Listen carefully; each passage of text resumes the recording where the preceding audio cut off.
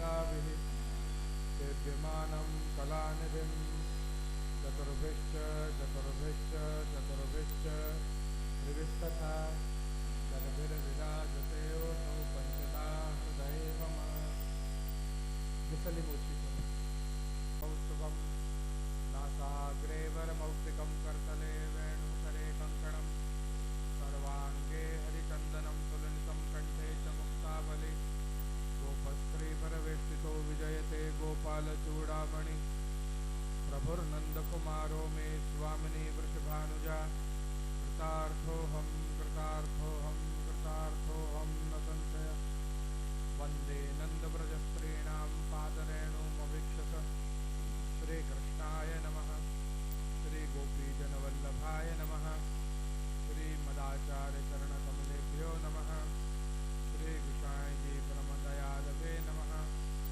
श्रीघनश्यामाय नमः श्यामसुंदर श्री यमुने महारानी की जय श्री गिरिराज धरण की जय।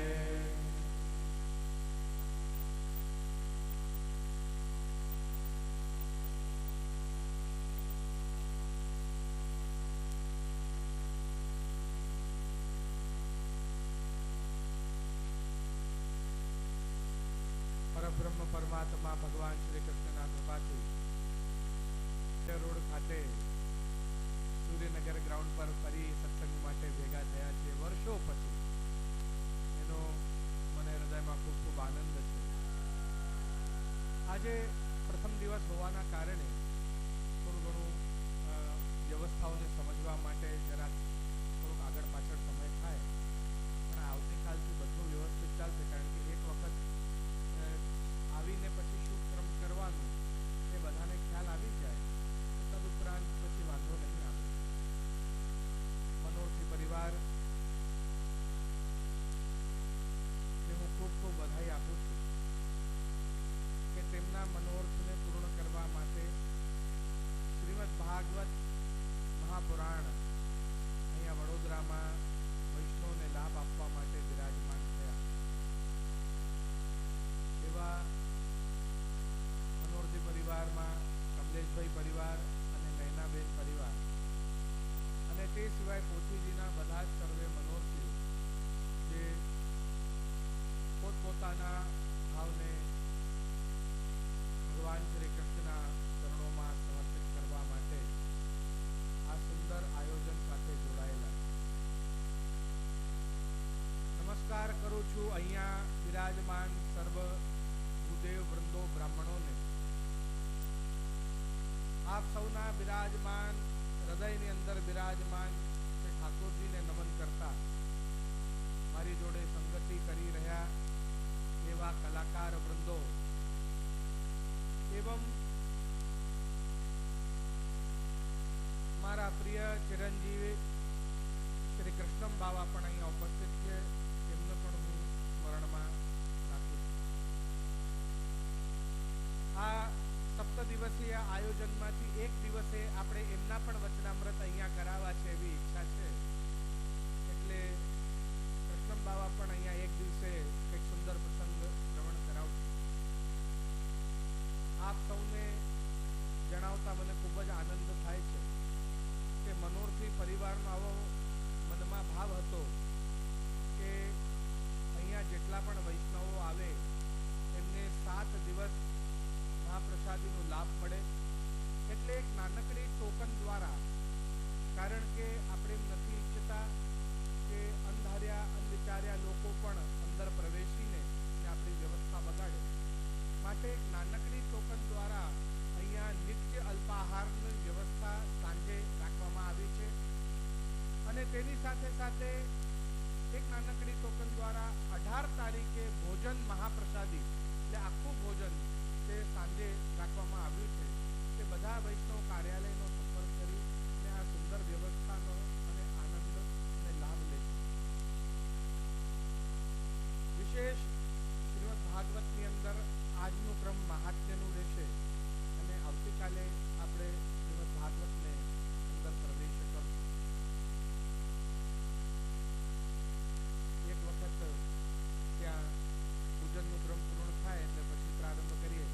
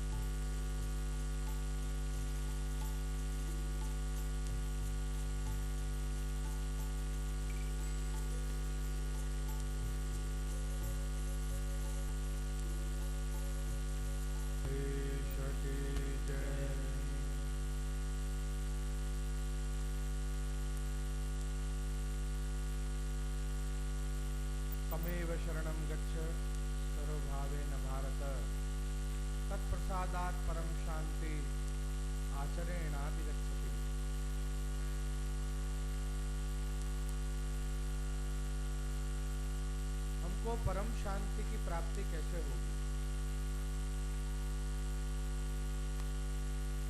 एक बहु पैसा वाળો શેઠ હોય,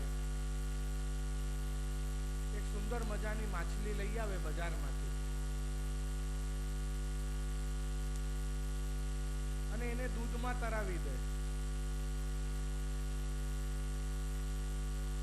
એના જે સેવકો હોય એ પેલા શેઠને કહે, અરે શેઠજી, આ માછલીને દૂધમાં કેમ તરાઈ છે? આ તો મરી જશે। તો પેલો શેઠ કહે કે હું નગર શેઠ છું, સાધારણ પાણીમાં તરાવું એને તો એમાં મારી ગરિમા નથી કે હું તો એને દૂધમાં જ તરાવું છું। ખ્યાલ આવે છે? આજના સમયે માનવ આજ કરી રહ્યો છે। પોતાના આત્મા રૂપી માછલીને જીવન માટે નહીં પણ જીવન સ્તર માટે એ શ્રમ આપી રહ્યો છે।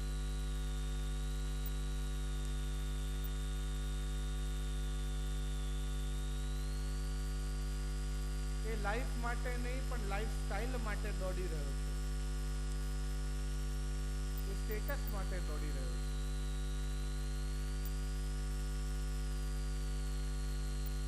ભલે ને અંદરથી સુખી નથી પણ એવું માને છે કે આ જ ભૌતિક લૌકિક પદાર્થોમાં મને સુખ છે, એવું માની રહ્યો છે।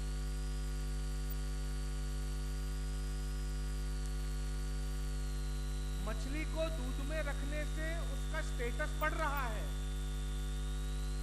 पर वो फिर भी पीड़ा रही है, उसको शांति तो फिर भी नहीं है। शांति क्यारे मळे के ज्यारे ने पानी में तरावो त्यारे।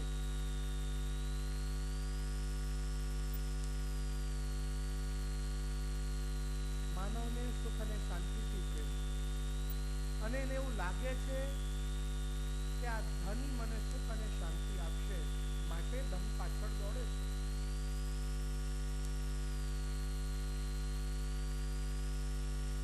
બહુ જ ઓછા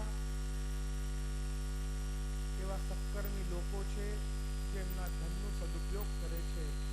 માટે હું આશીર્વાદ આપું છું આના આવા મનોરથી પરિવારને કે જેમને પોતાનું તો પુણ્યનું વિચાર કર્યું ધન વાપરીને, પણ આપ સૌને ભાગવત સંભળાવીને ને આપ સૌનું પણ વિચાર કરી રહ્યા છે।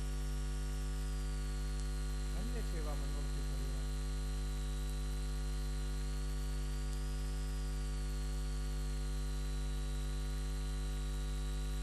ભગવાનનું નામાત્મક રૂપ, વાંગમય સ્વરૂપ, અક્ષરાત્મક બ્રહ્મનું સ્વરૂપ છે શ્રીમદ ભાગવત।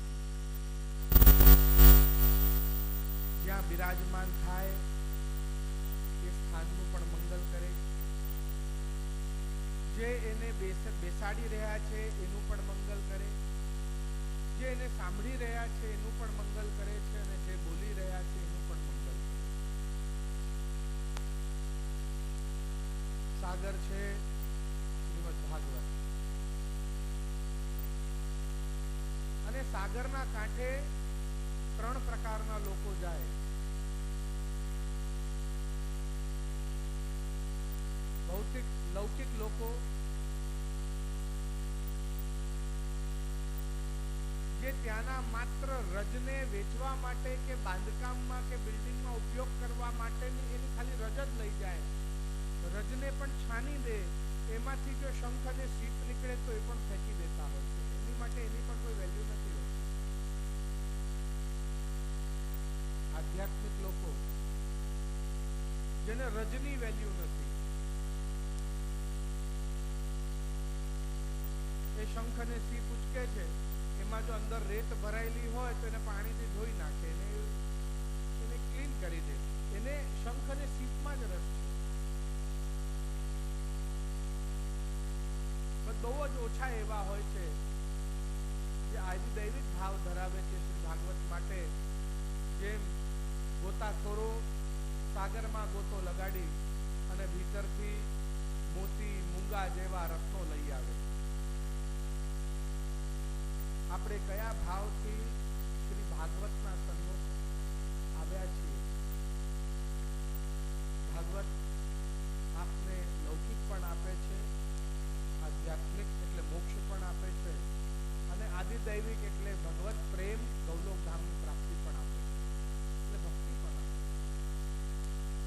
ભાગવતનો સૌથી ઊંચો ફલ કયો? આ ત્રણમાંથી તો કહ્યું કે ભક્તિ, જ્ઞાન અને વૈરાગ્ય માટે, ભગવદ પ્રીતિ માટે જે ભાગવત કરવામાં આવે છે એનું સૌથી ઉત્તમ ફલ માનવામાં આવે. મારા ભક્તિમાં, મારા જ્ઞાનમાં અને લૌકિકમાંથી મારી આસક્તિ નીકળીને અને મનમાં મારા વૈરાગ્ય જાગે, એવા ભાવ માટે શ્રી ભાગવત આપણે શ્રવણ કરવી જોઈએ એવું માનવું. તો શું મુક્તિ એનું ફલ નથી? છે, પણ એ ઉત્તમ ફલ નથી. કોઈને મોક્ષ અપાવવા માટે ભાગવત કરવું એ પણ એનું એક ફલ છે. ભાગવતથી ઉત્તમ કોઈ પ્રકાર જ નથી મુક્તિ આપવા માટે.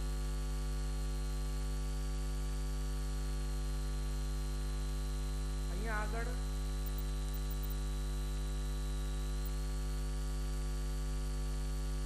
આજ મહાત્મ્યની કથામાં આત્મદેવ અને ધુંધુલીની કથા આવશે. જેમના પ્રાંગણમાં હતી એક ગાય અને એ ગાયને થયો બાળક જેનું નામ થયું ગૌકર્ણ. ધુંધુલીની બેનનો દીકરો જે ધુંધુલીએ આનું માનું ગોદ લીધું, તેનું નામ રાખ્યું ધંધકારી. હવે પ્રશ્ન જાગે છે. ઘણા બધા વિદ્વાન પંડિતો મારી પાસે આવ્યા અને પૂછવા લાગ્યા, શું શ્રીમદ ભાગવતની અંદર એવડું મોટું તીર્થ ગયા, શું એનું અનાદર લખ્યું છે? ગયા એ બહુ મોટું તીર્થ છે, તો શું એવું લખ્યું છે કે ધુંધુકારીની ગયામાં પણ શ્રાદ્ધ, તર્પણ આદિની વિધિ કરી તો પણ એને મોક્ષ ના મળ્યો?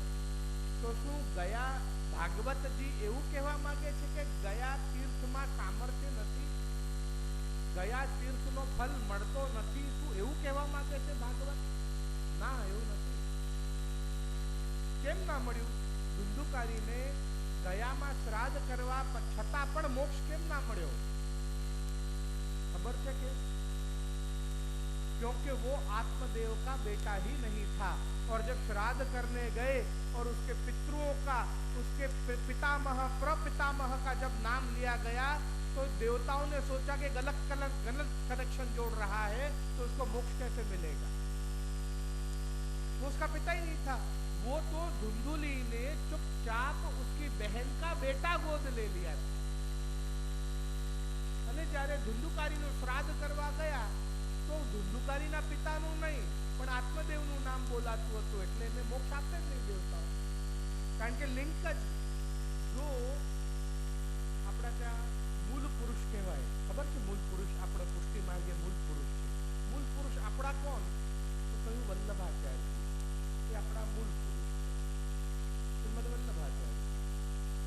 હવે વલ્લભાચાર્યની જગ્યાએ કોઈ બીજા માર્ગના કોઈ સંતનું નામ લેવાતું હોય તો એને મોક્ષ ક્યાંથી મળવાનું છે? તમે તમારા પિતા સિવાય શ્રાદ્ધના સમયે કોઈ બીજાના પિતાનું નામ લેતા હો તો એ મોક્ષ મળવા, કારણ કે લિંક નથી બનતી, એ જોડાતી નથી, લિંક બેસતી નથી અને મોક્ષ ના મળ્યો. એમાં અનાદર નથી કે ગયા શ્રાદ્ધ કે ગયા તીર્થનો અનાદર નથી, પણ આકાશવાણીએ કહ્યું કે તને આ બધી લિંક મળે નહીં, માટે હે ગૌકર્ણ તું તો શ્રીમદ ભાગવત કથા કર.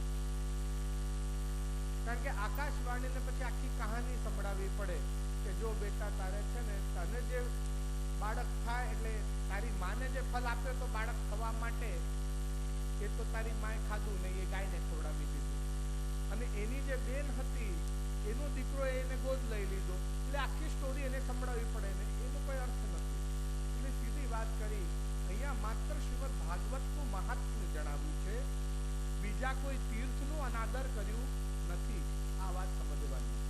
ઘણા બધાના આ પ્રશ્ન આવતા હોય છે અને માટે આ અમુક આવા પ્રશ્નોનો ખુલાસો પણ આપણે આ 7 દિવસમાં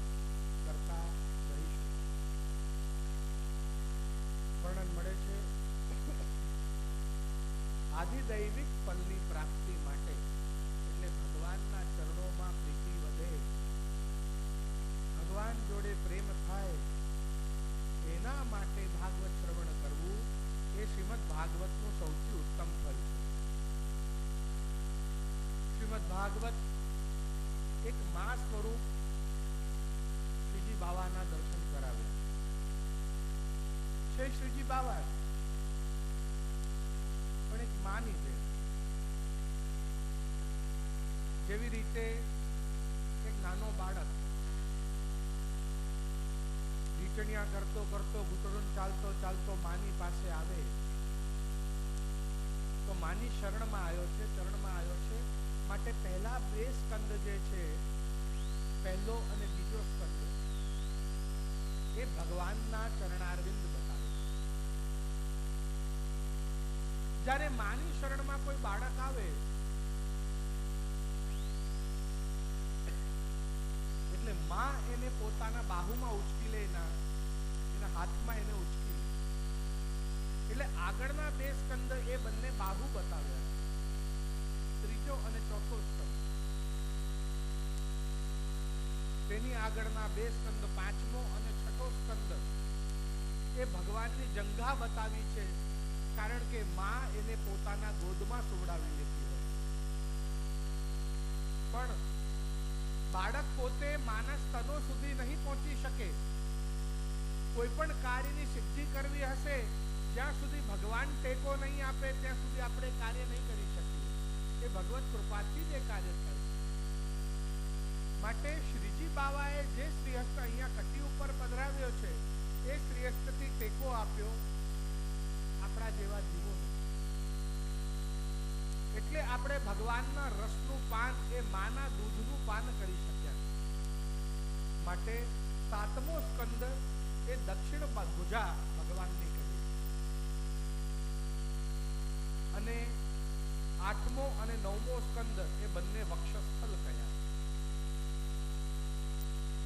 જ્યારે બાળક માના વક્ષસ્થલથી દુગ્ધપાન કરતો હોય એટલે માના હૃદયની અંદર એની માટે પ્રેમ જાગે.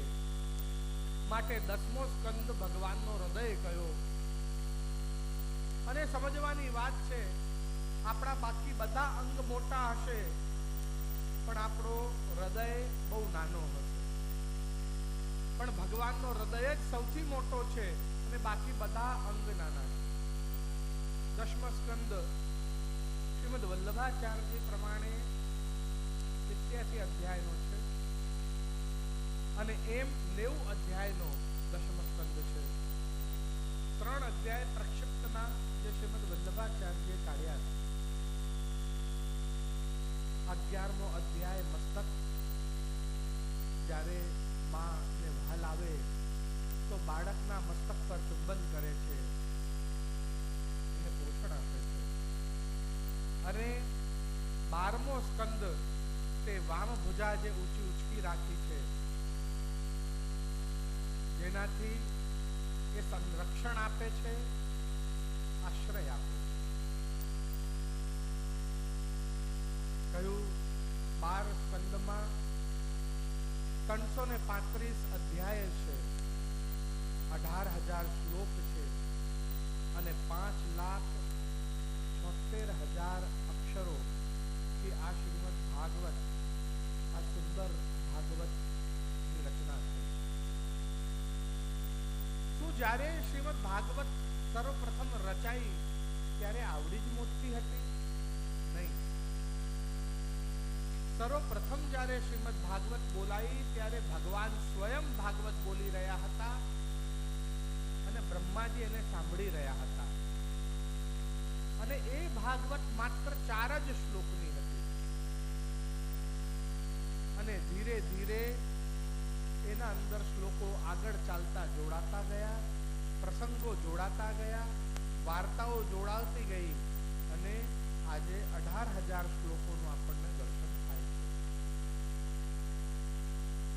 ભાનો અર્થ છે પ્રદીપ્તૌ ધાતો, જે લોકોના જીવનની અંદર પ્રકાશ, જ્ઞાન, પ્રેમનું પ્રદીપન કરે. ગનો અર્થ જે છે સદગતિ આપે, વનો અર્થ છે કે જે વાંગમય છે, વાણીમય સ્વરૂપ છે અને વર્ધન કરે છે, પોષણ આપે છે. અને તનો અર્થ છે કે તારનારી છે. ભાગવતના એક શ્લોકનું પણ જો આપ દ્રઢ આશ્રય કરીને આપનું જીવન વ્યતીત કરો તો કહેવાય છે કે આપને ક્યારે અધોગતિ નહીં થાય. ભાગવત સદા આપને સદગતિના માર્ગે દોરી જશે. 5 ફલ બતાવ્યા ભાગવત શ્રવણ કરવાના. સૌથી પહેલો ફલ બતાવ્યો છે નિસંશયતા. જેને પણ ભગવાનની અંદર, ધર્મની અંદર સંશય હોય એ બધાના સંશયોને દૂર કરે છે શ્રીમદ ભાગવત. બીજો ફલ બતાવ્યો પ્રભુ પ્રીતિ. ભગવાનની અંદર પ્રેમને જગાડનારી છે શ્રીમદ ભાગવત. પછી ત્રીજો ફલ બતાવ્યો પ્રભુ કૃપા. ભગવદ કૃપાની પ્રાપ્તિ કરાવે, ભગવાનની દ્રષ્ટિ આપણી ઉપર થાય એનું ધ્યાન રાખે છે શ્રીમદ ભાગવત. પ્રભુ પ્રાપ્તિ, ભગવત ધામની પ્રાપ્તિ કરાવનારી છે શ્રીમદ ભાગવત. આ ચોથું ફલ છે. અને 5મું ફલ છે નિર્ભયતા. આજે આટલી બધી મોટી પદવી ઇન્દ્રે પ્રાપ્ત કર્યા પછી પણ એ અમર ખરો, પણ અભય નહીં. અને ભાગવત અભયતાનું દાન કરે છે. શ્રીમદ ભાગવત શ્રવણ કર્યા પછી મોટામાં મોટો ભય મૃત્યુનો હોય ને એ ભય પણ જતો રહે છે. કહેવાય છે કે એ બાકી બધા ભય મૃત્યુના ભયથી પછી આવે. સૌથી મોટો ભય મૃત્યુનો ભય હોય અને એ ભયનું પણ નાશ કરી દે છે શ્રીમદ ભાગવત. 3 પ્રકારની ભાષાનો ઉપયોગ થયું છે ભાગવતની અંદર. સમાધિ ભાષા, લૌકિક ભાષા અને પરમત ભાષા. અને શ્રીમદ વલ્લભાચાર્ય કહે છે સમાધિ ભાષા વ્યાસસ્ય પ્રમાણમ, કે સમાધિ ભાષા જે છે એ સૌથી સારી ભાષા છે ભાગવતની. તો શું લૌકિક ભાષા ને પરમત ભાષા એ પ્રમાણિક ભાષા નથી એવું કહેવા માંગે છે વલ્લભાચાર્ય? નહીં, એ પણ પ્રમાણિક. કારણ કે લૌકિક ભાષામાં રાજા રાણીની વાર્તાઓ કે પર્વત ભાષા, કોઈ પણ પ્રકારની ભાષા હોય, છેવટે તો એ કૃષ્ણના વિષયે જ આપણને દોરાવી રહી છે, લઈ જઈ રહી છે. એટલે કૃષ્ણની સુધી લેવડાવે એ બધી જ ભાષા ઉત્તમ જ હોય, એના અંદર કોઈ સંશય નથી. પણ હા, સમાધિ ભાષા જે છે એ સૌથી ઉત્તમ ભાષા માનવામાં આવી છે એવું કહી રહ્યા છે. માટે આવો આપણે પ્રવેશ કરીએ પદ્મપુરાણ અંતર્ગત શ્રીમદ ભાગવત મહાપુરાણના મહાત્મ્યમાં. કોઈ પણ ગ્રંથને પ્રારંભ કરતા પહેલા એનું મહાત્મ્ય જ્ઞાન કરવું બહુ જ જરૂરી છે. એનાથી આપણને એનો પૂર્ણ ફલ પ્રાપ્ત થાય છે. માટે સચ્ચિદાનંદ રૂપાય વિશ્વોત્પત્યાદિ હેતવે આ શ્લોકનું મંગલાચરણ કરીને અને શ્રીમદ ભાગવતના મહાત્મ્યમાં આવો પ્રવેશ કરીએ. સચ્ચિદાનંદ રૂપાય વિશ્વોત્પત્યાદિ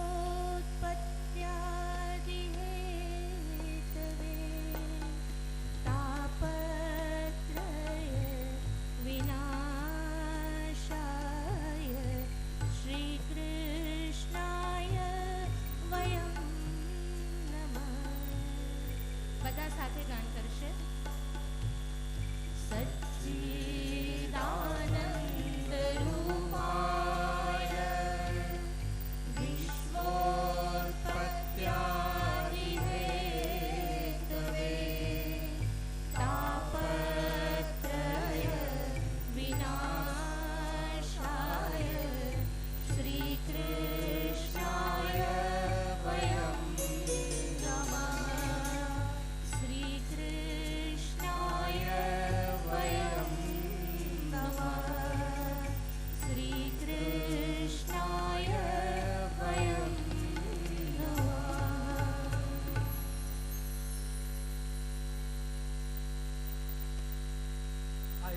શ્લોકની અંદર ભગવાનનું સ્વરૂપ, ભગવાનનું સ્વભાવ અને ભગવાનનું સામર્થ્ય આ ત્રણેય જણાવી દીધું. सर्वप्रथम भगवान ने स्वरूप जनाया. रूप कैसा है प्रभु का? सच्चिदानंद रूपाय, ऐसा रूप है. फिर कैसा आपका सामर्थ्य है, आपके अंदर कितना बल है, कितना सामर्थ्य है कि विश्व उत्पत्ति आदि, विश्व उत्पत्ति स्थिति लय आ त्रण આવી જાય. આ ત્રણેય કરવાનું સામર્થ્ય આ ભગવાનની અંદર છે. આ સામર્થ્ય બતાવ્યું. અને છેવટે કહ્યું ભગવાનનો સ્વભાવ કેવો? તો કહ્યું તાપત્રય વિનાશાય. આ આખા જગતના ત્રણ પ્રકારના જે તાપ છે, આધ્યાત્મિક, આદિ ભૌતિક અને આદિ દૈવિક તાપોને દૂર કરવાનું સામર્થ્ય ભગવાન ધરાવે છે. કહી રહ્યા છે न अभावो विद्यते सत, कण कण में जिसका वास हो वही भगवान का सत्य स्वरूप है, जो सर्वज्ञ, चिद, जो सबके भीतर विराजमान है, सबको चैतन्य रखता है, ज्ञान निधि और फिर आनंद. तो પછી આનંદ અને સુખમાં ભેદ શું? જે સર્વમાં વ્યાપક થઈ જાય એ આનંદ કહેવાય. જે માત્ર એક જ ઇન્દ્રિયને અનુભૂતિ થાય એને સુખ કહેવાય. કોઈ પણ સારી સુંદર વસ્તુ જોઈને અને નેત્રોને જે મળે એને સુખ કહેવાય. પણ નેત્રોથી અંદર ઉતારતા જ્યારે આખા શરીરને કંઈક સારું અનુભૂતિ થવા લાગે, હવે વ્યાપક થયું, માટે એને આનંદ છે. સચ્ચિદાનંદ રૂપાય. સચ્ચિદ અને આનંદ રૂપ જે છે, જીવ જે છે એ ગુપ્તાનંદ છે, જગત એ નિરાનંદ છે અને ભગવાન પૂર્ણાનંદો હરિસ્તસ્માત કૃષ્ણ એવ ગતિ. વલ્લભાચાર્ય કહે ભગવાન જે છે પૂર્ણાનંદ છે. તો જીવ એ ગુપ્તાનંદ, જગત એ નિરાનંદ અને ભગવાન પરબ્રહ્મ એ પૂર્ણાનંદ. આ પ્રમાણે વર્ણન કર્યું છે સ્વરૂપ. પછી ઉત્પત્તિ સ્થિતિ લય કરનારા આ પ્રભુ છે. આપણે કોઈ વસ્તુને ઉત્પન્ન કરીએ તો આપણને મદ થાય. कोई भी एक छोटा सा घर भी हम बना लेंगे तो हमको अहंकार होने लगेगा. जब उस घर को हम मेंटेन करेंगे तो हमको उसके साथ मोह होने लगेगा.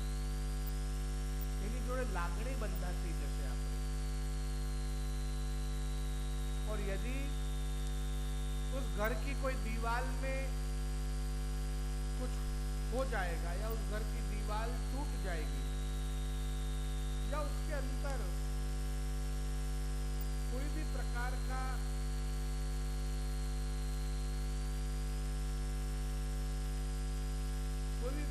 का ऐसा कोई ठेस उस घर को पहुंचेगी या उस घर को आग लग जाएगी या उस घर में उसकी दीवार टूट जाएगी या उसका दरवाजा टूट जाएगा या उस घर को कोई भी क्षति पहुंचेगी तो हमें दुख होगा, शोक होगा. मूलतः આપણને ઉત્પત્તિ કરવામાં મદદ થાય છે, સ્થિતિ કરવામાં મોહ થાય છે અને લય થવામાં શોક થાય છે. પણ ભગવાન એવા સામर्थ्यवान છે कि ना ही उसको अहंकार होता है, ना ही उसको मोह होता है और ना ही उसको शोक होता है.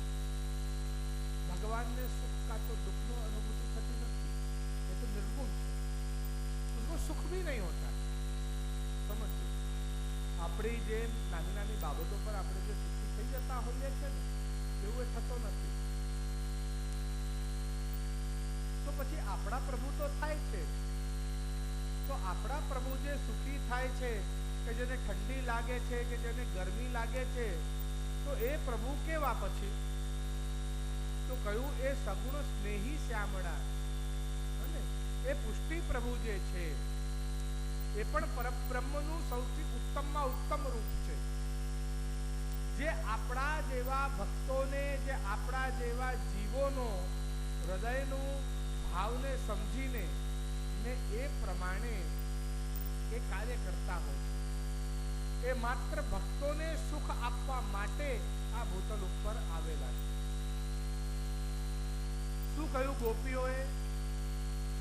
વ્રજ જનાર્થી હન, વ્રજજનો માટે આ કૃષ્ણ ભૂતલ ઉપર પધાર્યા છે. આ ભક્તો માટે આ અવતાર લીધો છે. બાકી ઘણા બધા અવતારો થયા, પણ એ કેવા?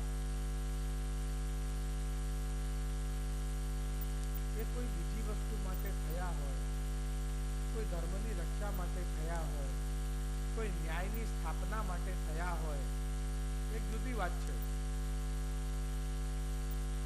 કિંતુ આ જે પરબ્રહ્મ પરમાત્મા જે આ ભૂતલ ઉપર પધાર્યા સ્વયં 16 કળા સહિત, સગુણ સેવા જેની આપણે કરીએ છીએ, કારણ કે આપણે સગુણ છીએ એટલે આપણી માટે એ સગુણ થયો. તો આવા જે પ્રભુ જે છે,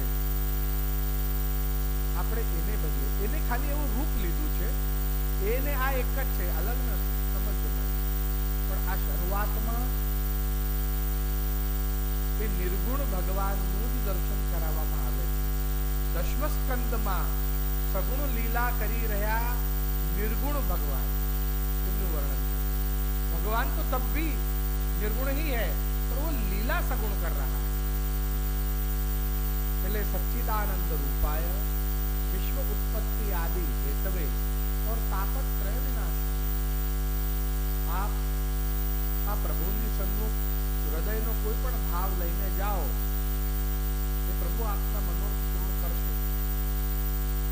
જો પૂર્ણ ભાવથી એ मनोरथा प्रकट करशो तो आज नहीं तो काले मनोरथ पूर्ण करशे ज, एमां कोई संशय नहीं. कहीं यदि आपके मनोरथ को पूर्ण होने में कोई देर हो रही है तो कहीं ना कहीं आपकी भक्ति में कोई कमी है, ऐसे मानना चाहिए.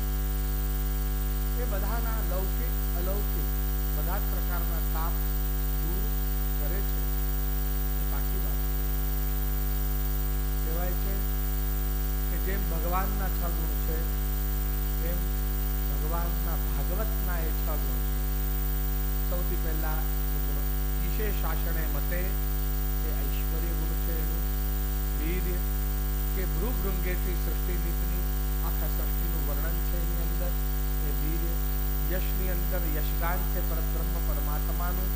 શ્રીની અંદર ભગવાનના ચરણારવિંદની પ્રાપ્તિ કરાવે છે અને એના સન્મુખ રાખે છે. જ્ઞાન દ્વારા એ જ્ઞાનનો સાગર છે શ્રીમદ ભાગવત, અને બધાની અંદર વૈરાગ્ય જાગૃત કરે છે. આમ કરીને ભાગવતના એ 6 ગુણ બતાવી રહ્યા છે. કોઈનું સન્માન ભયથી પણ કરાય, સ્વાર્થથી પણ કરાય અને સ્નેહથી પણ કરાય. આજે કોઈ આપણને બીવડાવે, ભાઈ તું આને જો પગે નહીં લાગે તો તને મારી. નાના બાળકને બીવડા, પગે લાગ નકર લાફો પડશે. પેલો બાળક બિચારો ભયના લીધે પગે લાગી લે.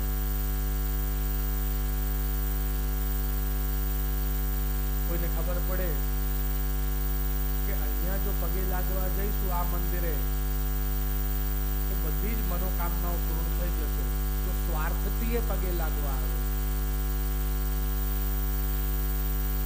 પણ વાસ્તવમાં સાચો સન્માન કયો? કે જે સ્નેહથી કરવામાં આવે, પ્રેમથી કરવામાં આવે, ભાવથી કરવામાં આવે.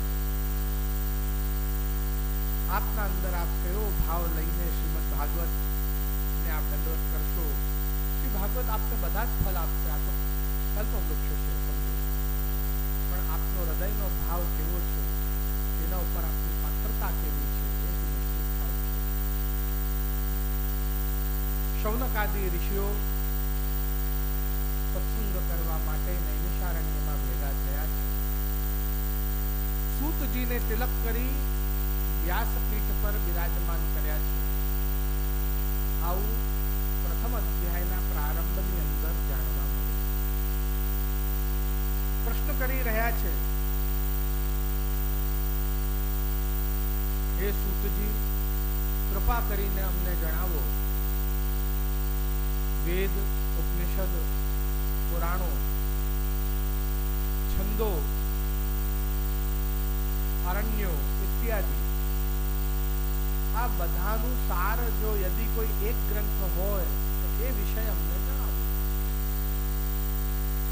સૂતજીએ કહ્યું કે જો આ બધાનું સાર જો કોઈ એક હોય તો એ સુખદેવજીના મુખે વક્તા રૂપે જે સુખદેવજી બિરાજમાન થઈને જે આપણને સંભળાવ્યું એવું શ્રીમદ ભાગવત મહાપુરાણ સર્વ શાસ્ત્રોનો સાર છે. ત્યારે પ્રશ્ન કર્યો કે આ સુખદેવજી કોણ? ત્યારે ઉત્તર કહેતા જણાવી રહ્યા છે કે એક સમયની વાત છે. પાર્વતી મૈયાએ પ્રશ્ન કર્યો શિવજીને, હે દેવાદિદેવ મહાદેવ, આપ તો સર્વના દેવ છો, પછી આપ કોની માટે તપ કરો છો? આપને આ કૈલાશ ઉપર જઈને કોઈને ભજવાની કે કોઈની માટે તપ કરવાની શું જરૂર છે? શિવજીએ કહ્યું, હું ભગવાન શ્રી કૃષ્ણના રાસના દર્શનની ઈચ્છા રાખું છું. સદા સર્વદા હું ભગવાન શ્રી કૃષ્ણને ભજું છું, એમના માટે તપ કરું. પાર્વતીજીએ પ્રશ્ન કર્યો, તો પછી આ રાસ કેવો? શિવજીએ એમના ગણોને બહાર જવાનું કહ્યું, કૈલાશ છોડવાનું કહ્યું, આસપાસનું વાતાવરણ શાંત કર્યું, પશુ પક્ષીઓ પણ બધાને ઉડાવી દીધા. એક નાનકડો બચ્ચો શુકનો એ પોતે ઉડી ના શક્યો, એ માળિયામાં બેઠો રહ્યો. શિવજીએ મંગલાચરણ કરીને કથા કરવાનું પ્રારંભ કર્યું. કથાનો નિયમ છે, નેત્રોને બંધ કરીને કથા કરશે શિવજી, ભગવાનનું સ્મરણ કરીને. પણ પાર્વતીજી સાંભળે છે એની ખાતરી હોવી જોઈએ, એટલે જવાબમાં ઉત્તરમાં પાર્વતીજીને થોડી થોડી વારમાં હુંકારો દેવાનો છે, આમ કરવાનું છે, જેનાથી ખબર પડે કે હા પાર્વતીજી સાંભળી રહ્યા છે. જેમ જ મંગલાચરણ કર્યો, પેલો નાનકડો બચ્ચો શુકનો એના અંદર તેજ આવ્યો. શ્રીમદ ભાગવતના ભગવાન શ્રી કૃષ્ણના વર્ણન સાંભળતા સાંભળતા એ શુક તો બલવાન થયો, તેજસ્વી થયો. પાર્વતીજી સૂઈ ગયા છે. હવે શુકને થયું કે આ કથામાં જો મને સાંભળવા નહીં મળે તો આટલો બધો રસ મારો જતો રહેશે. કેટલો આનંદ આવે છે આ સાંભળવામાં, મારે એક પણ અક્ષર છોડવું નથી. એટલે પાર્વતીજીની ગોદમાં જઈને બેસી ગયો અને ત્યાં હુંકારો દેવા લાગ્યો, પાર્વતીજીની અવાજમાં નકલ કરીને. શિવજીએ તો આખી ભાગવત સંભળાવી દીધી. જ્યારે શિવજીએ નેત્રો ખોલ્યા, જોયું તો પાર્વતીજી તો સૂતા છે, પણ આ શુકે બધું ગ્રહણ કર્યું છે ને એના અંદરનો તેજ સ્વર્ણકાંતિમય થયો છે. શિવજીએ કહ્યું કે આ તો અનધિકારીને વસ્તુ મળી ગઈ, તો એને ત્રિશૂલ લઈને મારવા દોડ્યા. ઉડીને સંયોગવશ એ વ્યાસજીના આશ્રમમાં આવ્યો. શિવજી પણ પાછળ પાછળ આવ્યા. આ પોપટને જોઈને વ્યાસજી એટલા બધા પ્રસન્ન થઈ ગયા કે આટલો બધો તેજ આની અંદર. શિવજીનો ક્રોધ શાંત કર્યો. શિવજીની સ્તુતિ કરીને હાથ જોડીને વિનંતી કરી, મહારાજ આને મારા પુત્ર રીતે આપો, મને કોઈ દીકરો નથી. શિવજી પ્રસન્ન થયા. શિવજીએ મંત્રોચ્ચારણ કરી એ શુકને વ્યાસજીના પત્નીના ગર્ભમાં સ્થાપિત કરી દીધા. કહ્યું, હે મુનિવર વ્યાસ, આનું નામ તમે સુખદેવ રાખજો જ્યારે આ જન્મે ત્યારે. જ્યાં સુધી માના ગર્ભમાં રહે ત્યાં સુધી પ્રત્યેક વર્ષે એને એક વખત ભાગવત સંભળાવજો. કહ્યું વ્યાસજીએ, હે મહારાજ, હે દેવાદિદેવ, તો આમ કેટલો સમય રહેશે આ માના ગર્ભની અંદર? ભગવાન મુસ્કુરાયા, કહેવા લાગ્યા, બધા જ સંસ્કારો માના ગર્ભમાંથી જ પૂર્ણ કરીને સર્વ બંધનોથી મુક્ત થઈને પછી જન્મ લેશે આ ભૂતલ ઉપર. અને માટે સુખદેવજી કેટલા સંસ્કાર હોય છે? 16. અને 16 વર્ષ સુધી માના ગર્ભમાં રહ્યા. બધા જ સંસ્કારો માના ગર્ભમાં જ કરીને અને પછી જન્મ્યા. અહીં સુધી કહેવાય છે કે એમનું જાત કર્મે ન કરવા દીધું, નાલ છેદન ના કરવા દીધો. કારણ કે એનાથી કઈ જાતિનો છે નક્કી થાય કે હું જાતિના બંધનમાં બંધાવા માંગતો નથી. યજ્ઞોપવિત નહીં, વિવાહ સંસ્કાર નહીં, ચૌલ સંસ્કાર નહીં, શિખા બંધન નહીં, કોઈ સંસ્કાર નહીં. સુખદેવજી સર્વ બંધનોમાંથી મુક્ત હતા. तम अनुपेत मपेत कृत्यम. अरे कोई संस्कार नहीं हुआ. श्रीमद् वल्लभाचार्य जी को जब किसी ने प्रश्न किया कि अरे सुखदेव जी का कोई संस्कार क्यों नहीं हुआ, तो कहे श्रीमद् वल्लभाचार्य जी कह रहे हैं कि जहां उस बालक के असंस्कारी होने का डर हो वहां उसके संस्कार करने की आवश्यकता रहती है, पर जहां असंस्कारी होने का डर ही नहीं वहां संस्कार की क्या आवश्यकता है. ये सुखदेव जी कैसे हैं? तो कहूं सर्वभूत हृदयम मुनि मानतोस्मि. अरे इनको तो जहां देखते हैं वहां भगवान का दर्शन होता है. अरे तालाब में भी वो नग्न स्त्रियां अप्सराएं स्नान कर रही हैं तो उसमें भी उनको भगवान दिख रहा है, उनको स्त्री पुरुष नहीं दिख रहा है. ऐसे पवित्र वो सुखदेव जी, तो उनको किसी संस्कार की आवश्यकता नहीं. ऐसा श्रीमद् वल्लभाचार्य जी कह रहे हैं. सर्वभूत हृदयम मुनि मानतोस्मि, कि सबको मुनि ही मानते हैं, सबके अंदर भगवान है, ऐसा ही दर्शन करते हैं. आ भागवत जे छे घणा बधा एने माइथोलॉजी माने छे. समझो, ये आपको मिथ है कि ये माइथोलॉजी है ना? ये है ना, ये सारे शब्द अंग्रेजों ने बनाए हुए हैं जिससे हमारा धर्म एक मिथ बन के रह जाए. ये इतिहास है, ये भविष्य है और ये वर्तमान है. और जो भूत भविष्य वर्तमान तीनों को प्रमाणित कर देवे उसी को पुराण कहते हैं. ये कोई साधारण ग्रंथ नहीं है, ये माइथोलॉजी, मिथ नहीं है. ये मिथ इसको कहते हैं. मिथ कोने कहेवाय कि जेनी कल्पना मात्र करी हो, ए घट्यू छे के नथी घट्यू एनु कई नक्की ना हो. दंत कथाओं, भाई सुनने में आया है कि यहां पर कोई ऐसे राजा हुए थे, एना जो वो राजा हुए भी थे कि नहीं कुछ पता नहीं, है ना, एने मिथ कहेवाय.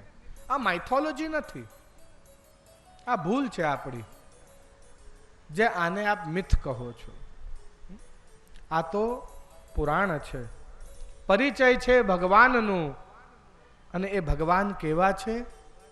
ए भगवान अच्युत छे, ए भगवान पूर्ण छे. અને એવા ભગવાનની એવી સુંદર વાર્તા જો આપણે કરતા હોઈએ તો એ ભગવાનનું બે ઘડી સ્મરણ તો આપણે કરવું જ જોઈએ. તો આવો એ ભગવાનનું આપણે પરિચય જાણી લઈએ કે એ ભગવાન કેવા છે. अच्युतं केशवं कृष्णदामोदरं श्यामनारायणं गोपीजनवल्लभम्. अच्युतं केशवं कृष्णदामोदरम् अच्युतं केशवं रामनारायणं श्यामनारायणं गोपीजन वल्लभं श्यामनारायणं गोपीजन वल्लभं।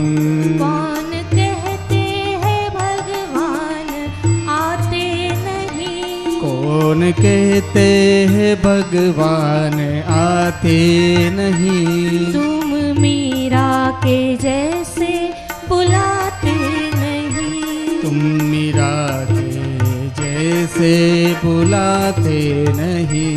अच्युतं केशवं कृष्ण दामोदरम्, अच्युतं केशवं कृष्ण दामोदरं, श्यामनारायणं गोपीजन वल्लभम्, श्यामनारायणं गोपीजन वल्लभम्।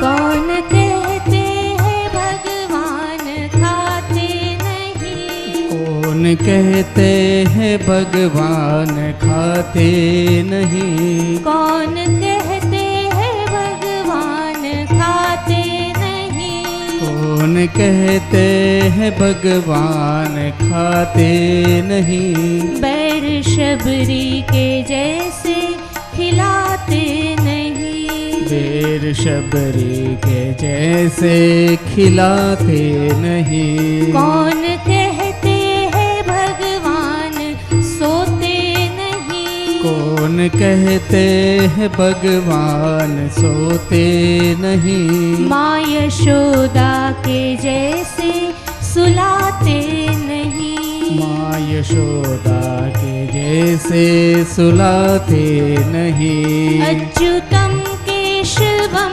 कृष्ण दामोदरम्, अच्युतं केशवं श्याम रामायणं, श्यामनारायणं गोपीजन वल्लभम्, श्याम नारायणं गोपीजन वल्लभम्।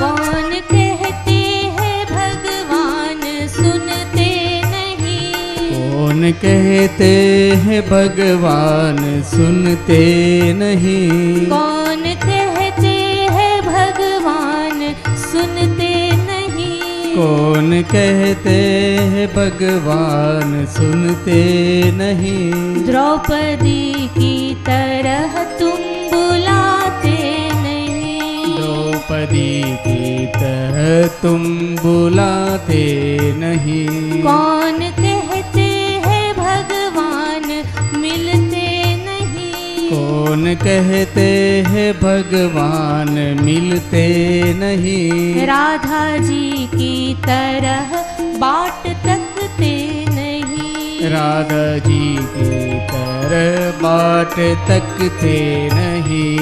अच्युतं केशवं कृष्ण दामोदरम्, अच्युतं केशवं कृष्ण दामोदरं, श्यामनारायणं गोपीजन वल्लभम्, श्यामनारायणं गोपीजनवल्लभम् श्यामनारायणं गोपीजनवल्लभम् श्यामनारायणं गोपीजनवल्लभम् श्यामनारायणं गोपीजनवल्लभम् श्यामनारायणं गोपीजनवल्लभम् कृष्ण कन्हैया लाल की जय। एतस्मात् परम किंचन मनः शुद्धै न विद्यते। यदि अपने मन को शुद्ध करना चाहते हो तो श्रीमद् भागवत से उत्तम और कोई साधन नहीं।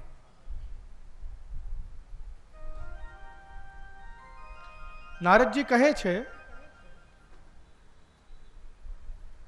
दुर्लभ वस्तुओं कई जे प्राप्त करवामां बहु कठिन छे। सौथी पहलू कहूं मनुष्यत्व, बीजू कहूं मुमुक्षत्व, त्रीजू कहूं महत्संगस्ति दुर्लभ।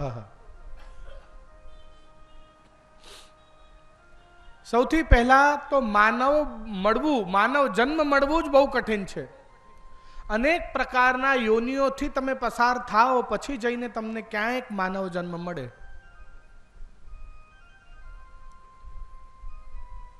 ચાલો હવે માનવ બન્યા પછી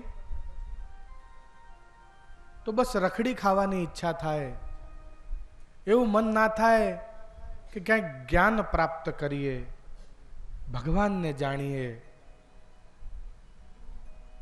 મોક્ષની ઈચ્છા ના થાય। એટલે બીજું કયું મુમુક્ષત્વ।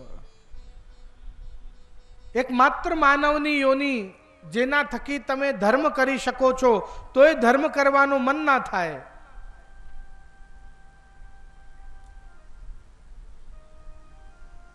અઘરું છે, કઠિન છે આ ત્રણ વસ્તુ, મનુષ્યત્વ, મુમુક્ષત્વ અને ત્રીજું મહાન સંતનું સંગ કરવાનું મન ના થાય। મહત સંગસ્તુ દુર્લભ। એક તો આ કળિયુગમાં, વાત કળિયુગની નથી, સમજો આનાથી પહેલા દ્વાપર હતું અને એની પહેલા હતું ત્રેતા, સમજવાની વાત છે। અને એ ત્રેતા યુગમાં બીજાની સ્ત્રી પર નજર રાખનારો એવો રાવણ પણ ગુરુનું સંતનું રૂપ લઈને આવ્યો હતો। હવે વિશ્વાસ કોના પર કરવાનો? એવી કન્ડિશન આજે છે એવું નથી, ત્રેતા યુગમાં હતી। પણ એક વાત પાકી છે, रावण कभी भी संत नहीं था और संत कभी भी रावण नहीं होगा। संत हमेशा संत ही रहेगा, महापुरुष हमेशा महापुरुष ही रहेगा, एमा कोई संशय नहीं। અને રાવણ એ રાવણ જ રહેવાનો છે। એટલે એક તો મહત પુરુષ મળે નહીં સહેલાથી, કોઈ પાખંડી મળે, કોઈ લાલચી મળે, એટલે મહાન ના હોય। અને જો મહાન હોય તો એ ક્યાંક એનું અપોઇન્ટમેન્ટ લઈને એને ક્યાં જઈને કંઈક બહુ સમય પછી મળે। અને મળે તો બી આપણા મનની અંદર એવો ભાવ નહીં કે એની પાસે શું લઈ લેવું, શું માંગી લેવું, એ આપણને ખબર નહીં।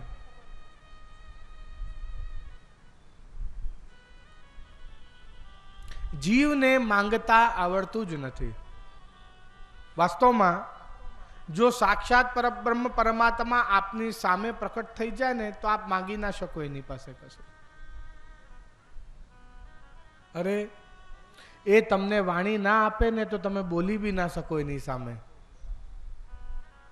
ધ્રુવજીનું વાણું નથી ખુલી, ભગવાને શંખ ટચ કરીને એની વાણી આપી ભગવાને એને, ત્યારે ધ્રુવજી બોલી શક્યા, નકર ધ્રુવજી જેવા પરમ ભક્ત નતા બોલી શક્યા। એની સામે કોની વાણી ખુલે?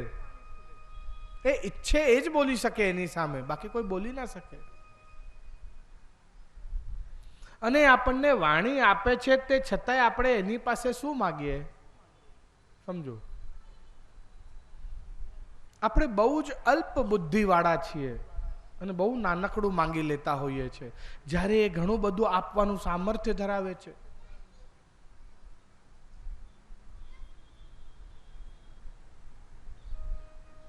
માટે કહ્યું કે આ સદવિચાર ને દુર્વિચાર કોણ લાવે છે? તો કહ્યું મન.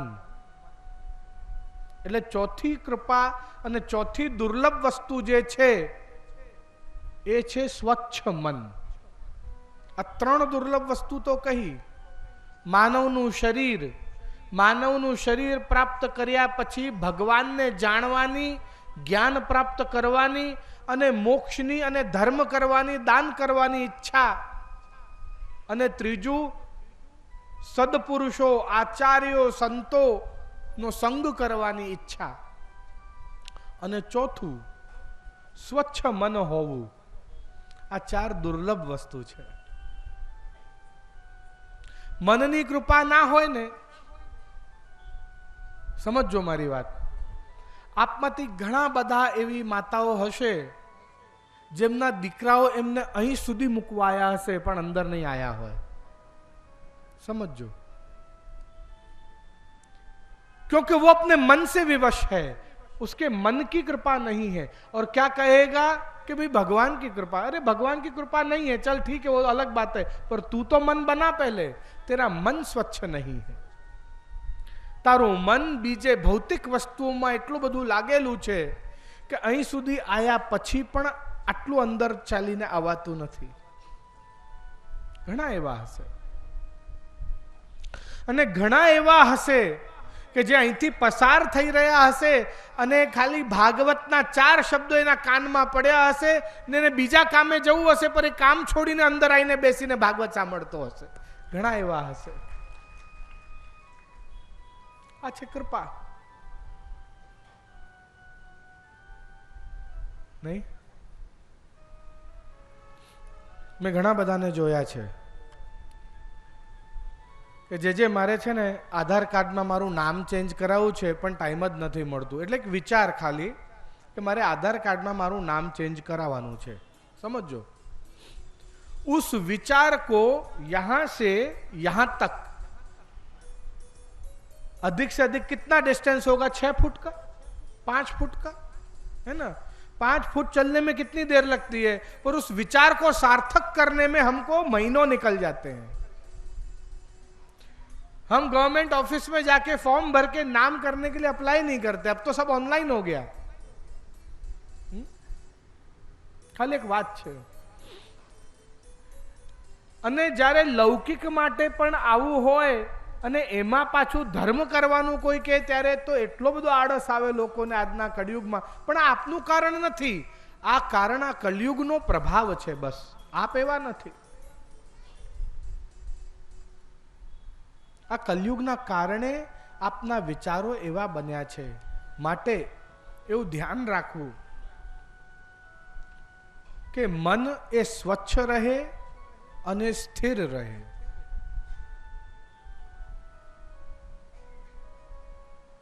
स्वच्छ जल में ही अपना प्रतिबिंब दिखेगा और स्थिर जल में ही प्रतिबिंब दिखेगा. बहुत तेज बहते जल में और गंदे मैले जल में अपना प्रतिबिंब नहीं दिखेगा. यदि तुम खुद को पहचानना चाहते हो, अपना प्रतिबिंब खुद देखना चाहते हो कि मैं कौन हूं, ठाकुर जी की लीला में मैं क्या हूं, वह निकुंज में मेरी क्या सेवा है, तो अपने मन को स्वच्छ और स्थिर करो. ત્યારે આપને પોતાના સ્વરૂપનું જ્ઞાન થશે. અને શ્રી ભાગવત મનને સ્વચ્છ અને સ્થિર કરે છે. એ શ્રી ભાગવતનું એ કાર્ય છે એવું કરવું. માટે અહીંયા સૂતજીને કહી રહ્યા છે શૌનકાદિ ઋષિઓ કે આપ કૃપા કરીને અમને એવો કોઈ ગ્રંથ સંભળાવો કે જેના અંદર બધા જ શાસ્ત્રોનું સાર આવી જાય. બીજા અધ્યાયમાં પ્રવેશ કરતા કથા પ્રારંભ કરી છે સૂતજીએ અને શૌનકાદિ ઋષિઓ શ્રવણ કરી રહ્યા છે. એટલે સૂતજીને મહામતિ વક્તા કહ્યા અને શૌનકાદિ ઋષિઓને કથામૃત રસાસ્વાદ કુશલ શ્રોતા કહ્યા. વક્તા અને શ્રોતા કેવા હોવા જોઈએ એ આની અંદર બતાવી રહ્યા છે. વક્તા કેવો હોવો જોઈએ કે જે શ્રોતાના લેવલ ઉપર આવીને ને શ્રોતાને સમજાવે, શ્રોતાના અંદર એ વાતને ઉતારે, એને સમજ પડે, એની ખાતરી રાખે, એને સાચો વક્તા કહેવાય. હું મારા લેવલ પર જ મોટી મોટી સંસ્કૃતની વાતો કરતો રહું તો આજે જે અહીંયા 1000 માણસ બેઠા છે, કાલે 800 હશે ને પરમ દિવસે 500, કારણ કે એને સમજ જ નથી પડવાની કે હું શું બોલી રહ્યો છું. લેવલ જ એટલું બધું હાઈ રાખ્યું હોય કે શ્રોતાના અંદર એ વાત ઉતરે જ નહીં. એટલે શ્રોતા કેવો હોવો જોઈએ તો કયું વક્તા કેવો હોવો જોઈએ તો મહામતી વક્તા, કે જે કોણ કેવો છે એના લેવલ પર આવીને એ પ્રમાણેની વાત એને સંભળાવે અને એના હૃદયની અંદર ભગવાનનો ભાવ સ્થાપિત કરી આપે, એને કુશલ વક્તા કહેવાય. તો કુશલ શ્રોતા કેવા? તો કહ્યું કે આખા જગતની બધી જ ચિંતા છોડીને જે અહીંયા આવીને બેસે અને પૂર્ણ ભાવથી ભગવાનને હૃદયમાં ધારણ કરે એને કુશલ શ્રોતા કહેવાય. સમજો, આ પ્રશ્ન કર્યો છે. ગૌકર્ણ પૂછી રહ્યા છે પાર્ષદોને, ભગવાનના જે પાર્ષદ હોય એમને પૂછી રહ્યા છે. આખા ગામે બેસીને કથા સાંભળી તોય વિમાન માત્ર ને માત્ર ધુંધુકારીને લેવા શું કામ આવ્યો? આખા ગામને વૈકુંઠ તેડી જવા માટે વિમાન શું કામ ના આવ્યો?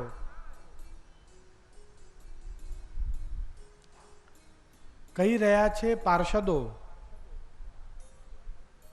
શ્રવણસ્ય ભેદેન, જો તમારા શ્રવણની અંદર ભેદ થશે તો ફલ ભેદેન, તો ફલની અંદર પણ ભેદ થશે. હવે અહીંયા બેસીને વિચાર કરતા હો કે આજે મેં સરસ મજાની મોંઘી ચપ્પલ પહેરીને આવ્યો હતો ને એ મેં ક્યાં કાઢી છે મને યાદ નથી, તો તમારું ધ્યાન તમારા જૂતા ચપ્પલમાં છે, એટલે કથા શ્રવણમાં તમારું મન લાગવાનું નથી, એટલે તમને મોક્ષ મળવાની વાત જ ક્યાં આવી? પછી અહીંયા બેસીને આપણે યાદ કરતા હોઈએ કે આપણે ઘરને તાળું મારીને તો આયા કે ભૂલી ગયા. જો ઘણા બધા મનમાં હવે પ્રશ્ન જાગ્યો છે, અરે હા, જે ખરું યાદ અપાયો, ઘરને તાળું માર્યું કે નહીં? તો આવા જે લૌકિક વિચારો જે આપણા મનની અંદર ચાલતા હોય કથા શ્રવણ કરતા સમયે, ત્યારે એનું ફલ પણ ઉત્તમ મળતો નથી. એટલે પૂર્ણ ભાવથી શ્રવણ કરો, ત્યારે જ એનું સારામાં સારું ફલ મળશે. વાર્તા તો આપ સૌ જાણો છો. આત્મદેવ અને ધુંધુલીની.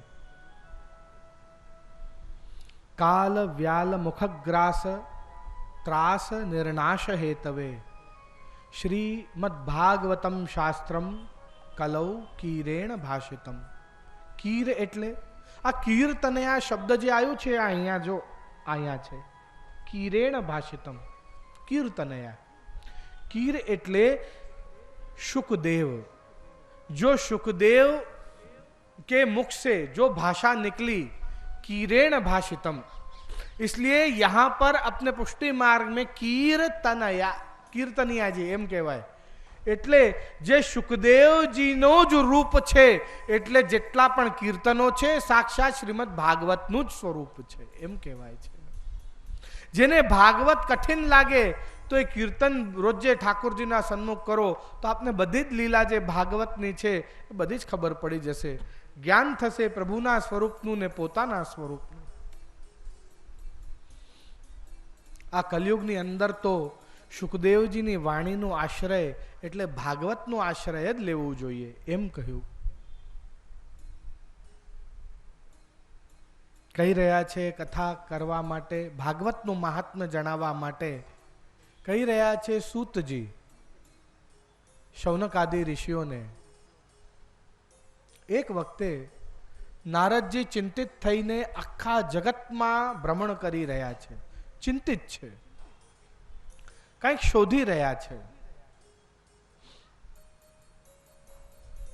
સત્ય ક્યાં છે શોધે છે, ધર્મ ક્યાં છે શોધે છે, ન્યાય ક્યાં છે એ શોધે છે. બધે ફર્યા, કહેવા લાગ્યા સત્યમ નાસ્તિ તપઃ શૌચમ દયા દાનમ ન વિદ્યતે. આટલી બધી જગ્યાએ હું ફર્યો પણ એવું ન લાગ્યું કે લોકો બધા સાચું બોલે છે, તપ કરે છે, કોઈ વસ્તુ માટે ધૈર્ય રાખે, ધીરજ રાખે છે, એવું ના લાગ્યું. આજકાલ બધાને દરેક વસ્તુ ઇન્સ્ટન્ટ જોઈએ છે, ધીરજ નથી, ધીરજ જોઈએ, તપ નથી કોઈના અંદર, શૌચ નથી. એટલે શૌચ એટલે અપરસ જેને આપણે કહીએ છીએ, પવિત્રતા. પવિત્રતા નથી.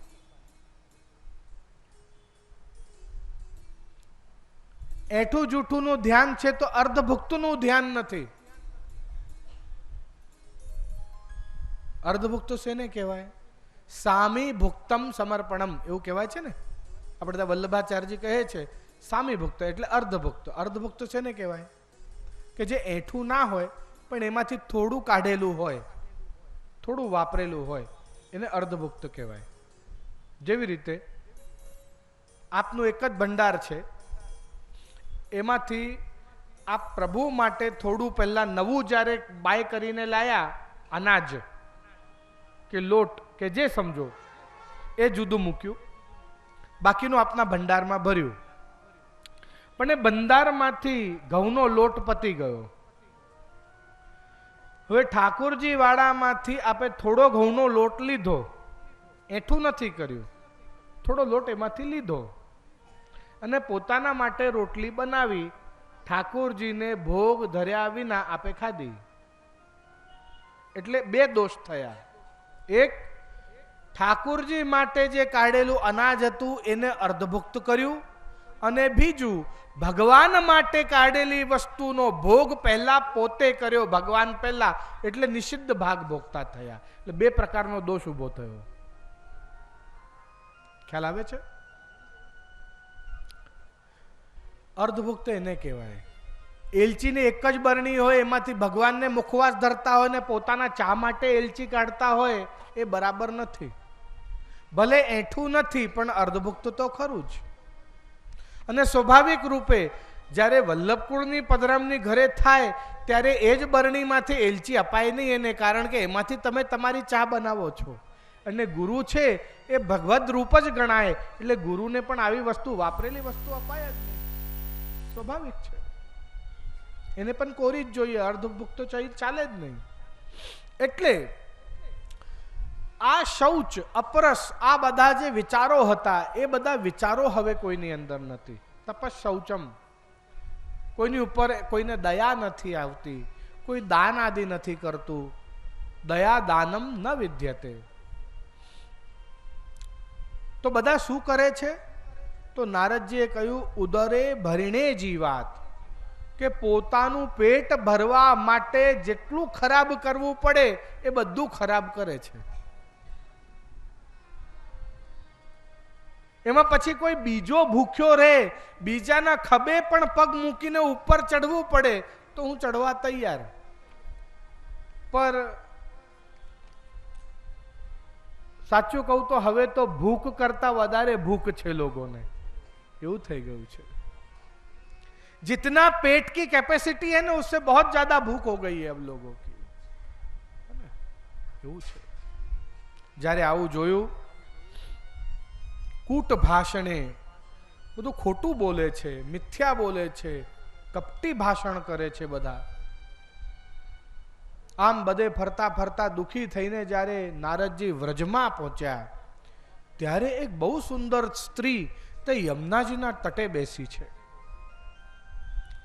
બે ઘરડા પુરુષો એના ચરણમાં લોટ લગાવીને ને બિલકુલ અશક્ત થઈને પડ્યા છે સુષુપ્ત અવસ્થામાં.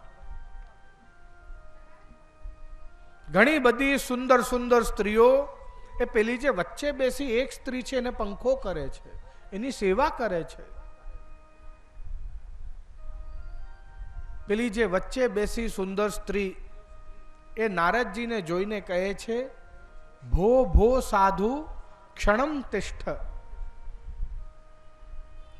હે મહામુનિ નારદજી, હે સાધુ, એક ક્ષણ માટે રોકાઈ જાઓ. આપને જોઈને મારા મનની અંદર મને સંતોષની અનુભૂતિ થાય છે. નારદજીએ હાથ જોડ્યા ને કહ્યું, હે દેવી, આપ કોણ છો? આપને પંખો કરી રહી આ બધી દેવીઓ કોણ છે? આપના ચરણોની અંદર પડેલા આ બે વૃદ્ધ પુરુષો કોણ છે?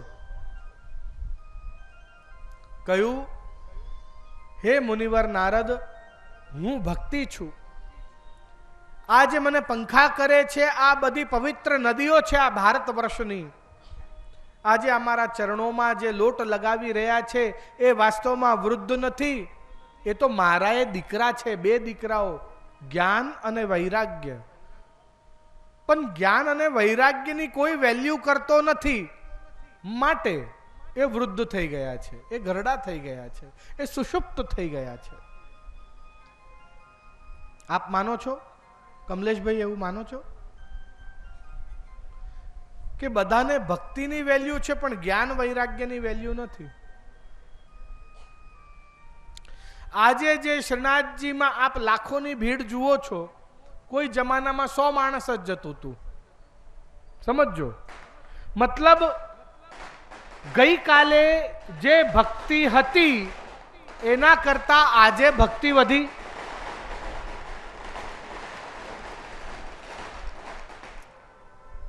એટલે ભક્તિ તો વધી રહી છે પણ કેવી છે? ઊંડી નથી, છીછરી છે. જ્ઞાન વૈરાગ્ય વિનાની ભક્તિ છે. અને કોઈને જાણવાની ઈચ્છા બી નથી કે જારી પર લાલ નેવરો લગાડવાથી શું થાય.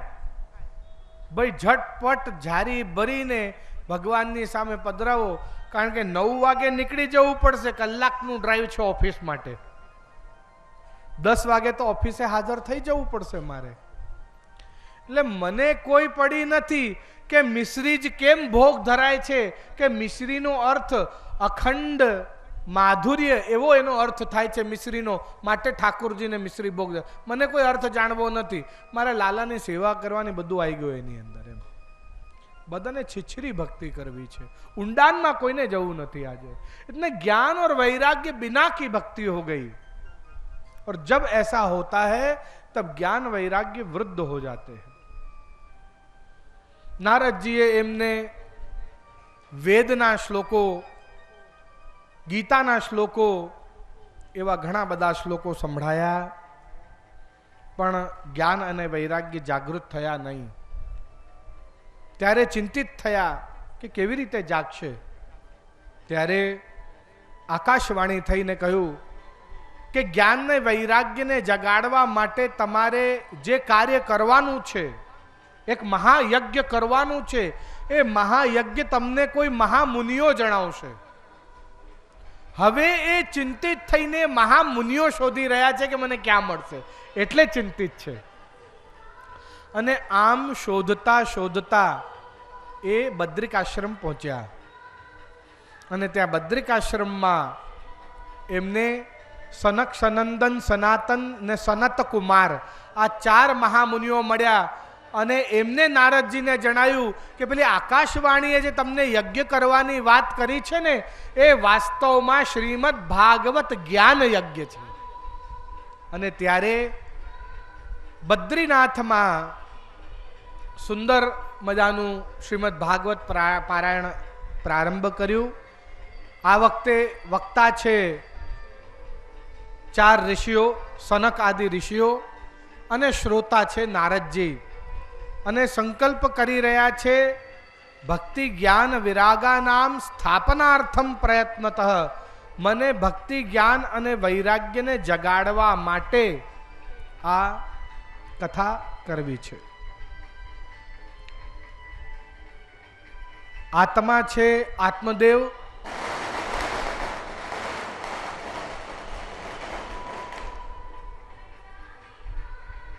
આ નવ પરિણયમાં બંધાઈ રહ્યા યુગલને હું આશીર્વાદ આપું છું. સાચે જ્યારે લગ્ન થતા હોય ત્યારે વરરાજા નારાયણનું સ્વરૂપ અને વધુ તે લક્ષ્મીનું સ્વરૂપ માનવામાં આવ્યા છે, એટલે એમનું સન્માન કરવામાં આવે છે, સ્વાભાવિક છે. અને આ વલ્લભપીઠથી બેસીને સદા આવા નવ પરિણયને મારા આશીર્વાદ જ હોય એમાં કોઈ સંશય નથી. ખૂબ ખૂબ આશીર્વાદ છે. એમનું જીવન ખૂબ મંગલમય રહે. હું જાણતો નથી કોણ છું, પણ આશીર્વાદ જ હોય. અહીંયા આત્મદેવ અને ધુંધુલીના લગ્ન થયા. પૈસા ઘણા છે પણ સંતાન નથી. બેન આવી છે. બેને કહ્યું કે હું ગર્ભવતી છું. તે દરમિયાન જે આત્મદેવ છે ઋષિ પાસેથી એક સફરજન લઈ આવ્યા છે અભિમંત્રિત. બેન કહે છે કે અરે સફરજન ખાવાથી બાળકો થતા હોત તો આ દુનિયા આખી કેટલી બધી સરસ હોત. આવું નથી. આ સફરજન તો તું ગાયને ખવડાવી દે. મારા ગર્ભમાં જે બાળક છે છાની માની તું ગોદ લઈ લે. બે બહેનો માના ઘરે જતા રહ્યા. ત્યાં છાનો માનો બેનનો બાળક જ્યારે જન્મ્યો ત્યારે ધુંધુલીએ એને ગોદ લીધો. પતિને બોલાવ્યા 9 મહિના પછી અને કહ્યું કે હવે વાજતા ગાજતા અમને તેડી જાઓ, તમને પુત્ર જન્મ્યો છે. અહીંયા આત્મદેવ તો ખુશ થયો. બધા પંડિતોને બોલાવ્યા કે આનું કંઈ સારું નામ રાખીએ. ધુંધુલીએ ના પાડી.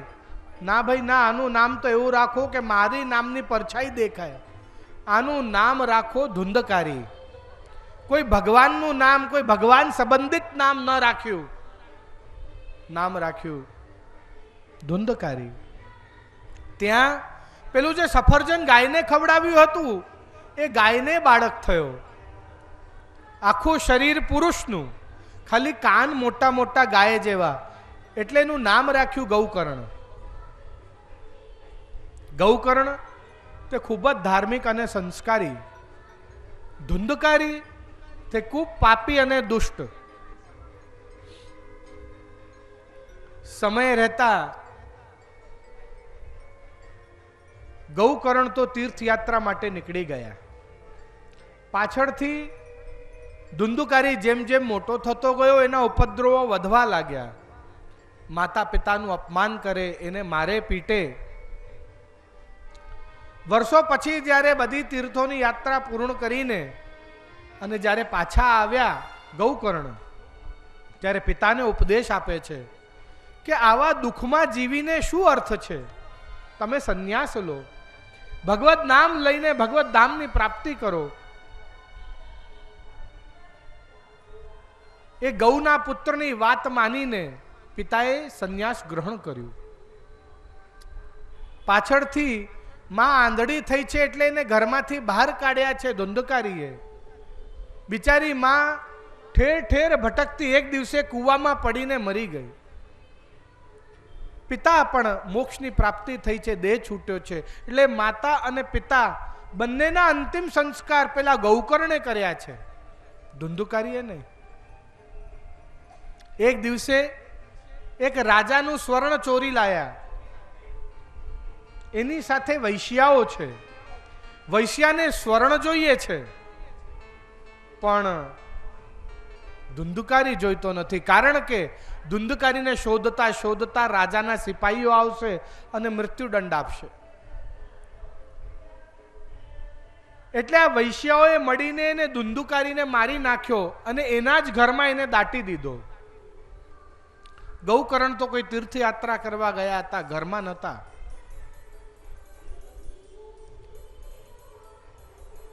ખબર પડી જ્યારે ગૌકર્ણ પાછા આવ્યા તો એમને કોઈ પ્રેત દેખાય છે ઘરમાં. જ્યારે પાણી છાટ્યું તો બોલવા લાગ્યો કે હું ધુંધકારી છું, મને મોક્ષ અપાવો, મને બહુ પીડા થાય છે, મને અહીંયા દાટ્યો છે. ત્યાંથી એનું શરીર બહાર કાઢ્યું. પ્રેત યોનિમાંથી બહાર કાઢવા માટે એના દાહ સંસ્કાર કરીને ગયા શ્રાદ્ધ કર્યા. પણ મેં આપને પહેલા કારણ જણાવ્યું કે ગયા શ્રાદ્ધ ફલિત કેમ ના થયું. હવે ચિંતિત છે. સવારે સૂર્યને અર્ઘ આપે છે ત્યારે સૂર્યનારાયણે કહ્યું, ચિંતા છોડો હે ગૌકર્ણ, શ્રીમદ ભાગવત કથા કરો, એનાથી મોક્ષ મળશે. કથા કરી રહ્યા છે. વાંસ સ્થાપ્યો છે. વાંસની અંદર પ્રેત આત્મા બિરાજમાન થયું ધુંધુકારીનું. 7 ગાંઠ વાળો પેલો વાંસ, રોજે એક ગ્રંથિ ખુલે.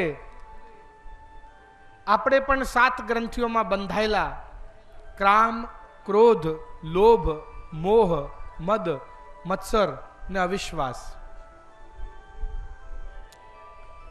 જેમ જેમ આપણી ગ્રંથિઓ ખુલતી જાય આપણે પણ પ્રભુના નિકટ પહોંચતા જઈએ છીએ. 7 દિવસોમાં આ બધા જ દોષો દૂર કરી ગૌકર્ણે ધુંધુકારીને મોક્ષની પ્રાપ્તિ કરાવી. ચતુર્ભુજ પાર્ષદો એને તેડવા આવ્યા. પ્રશ્ન કર્યો ગૌકર્ણે, બધાને તેડવા કેમ ના આવ્યા?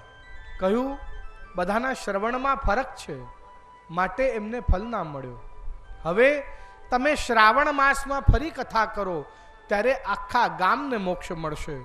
અને ગૌકર્ણે શ્રાવણ માસમાં આખા ગામ માટે સંકલ્પ લઈને કથા કરી ને આખા ગામે ધ્યાનપૂર્વક શ્રવણ કર્યું.